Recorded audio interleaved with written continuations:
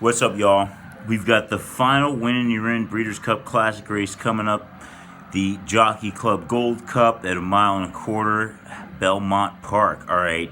Now we've got a lot of familiar faces in this one here. Number one, Tacitus, back again. I've said it before. If he runs second again, I think they really need to reevaluate how great people think this horse is. I don't hear people calling him the best horse out there anymore. He's back again.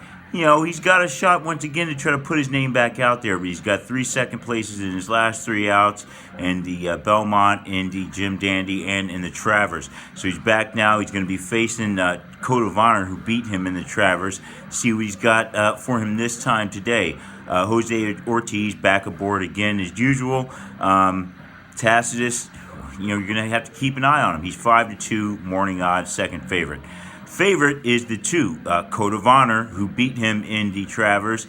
Johnny Velasquez aboard. Code of Honor's looking good, coming off the win in the Travers, win in the Dwyer. He was third in the Kentucky Derby, not too far off Maximum Security and Country House. So Code of Honor, you know, is the favorite for a reason. We can tell that. The number 3, however, this is an interesting one. Now, Vino Rosso is a 4-year-old, you know, because this race allows 4-year-olds as well as 3-year-olds. It's 3 and up in this one. So Vino Rosso, those of you who remember, Kentucky Derby contender from last year, he's in this one now. Now, this is interesting. His last out, he ran third in the Whitney behind McKenzie and Yoshida. McKenzie was, you know, definitely the best horse in that race.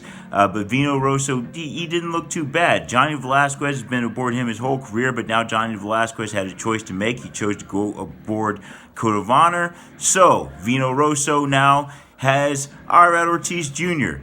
He's a Todd Pletcher horse.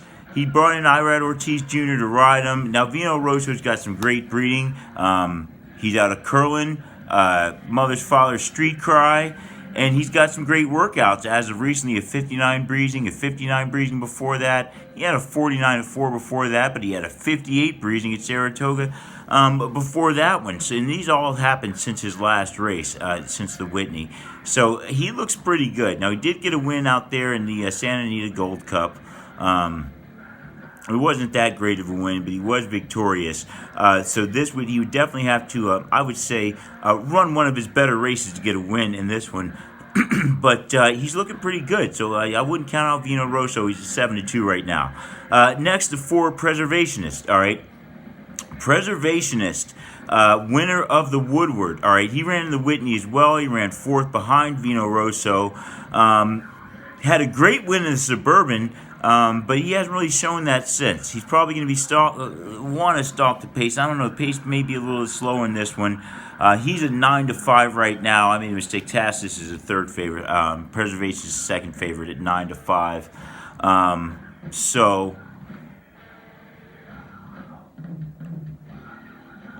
Sorry, I had to check that out there. Eagles just got that pick in the end zone. Anyway, Preservationist.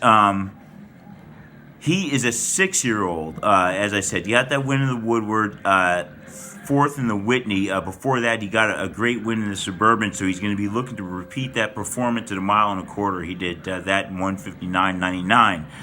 Great time there at 1.25 miles for Preservationist. So he's back. Junior Alvarado is aboard. He's at 9-5. Now, last but not least, we've got Olympic Village. Now, this horse is an interesting one. Being ridden by Javier Castellano, more than capable jockey. Olympic Village is only got a few races under his belt. He's got 3 wins, only 1 loss. However, he hasn't gone anywhere near this distance. He got a win in a mile in 1/16. That was on a good service, Laurel Park. Not too impressive of a time, but yeah, he got the win. His last out, Castellano was put aboard him after being claimed. Castellano was put him on board him after a little bit of a layoff, and he was claimed in that last race. He did a pretty good time there, 7 furlongs. He did that in 1:21 and change. So this horse looks great now. I don't know how well he's going to handle this distance. He did that mile and 1/16, got the win. It was a slow race, not against much competition, so he's facing much tougher competition than he's ever faced before, but you really can't count him out. He's got an accomplished jockey, and he looks pretty good. So that's Olympic Village there. He is currently listed on the morning odds at 30 to 1. I don't know. I don't think he's that bad. 30 to 1 seems like a bit high for this horse, because he's still got a bit of a question mark. He's shown he can do pretty well at 7 furlongs. So at any rate, I'm going to come to you with some pace handicapping and give you picks I think for a winner. Only 5 horses in this one, so it's going to be tight. And as we know, the winner is going to go to the Breeders' Cup Classic. So I'll see you on the next one.